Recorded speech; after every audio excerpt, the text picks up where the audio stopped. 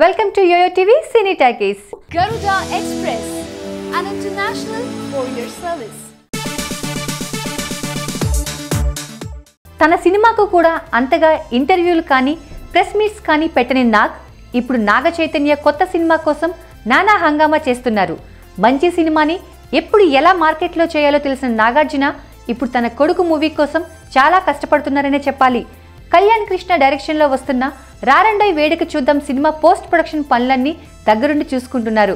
అక్కినేని ఫ్యాన్స్కి ఎప్పటికప్పుడు ఈ మూవీ విశేషాల గురించి స్వయంగా సమాచారాన్ని అందిస్తున్నారు నాగ్.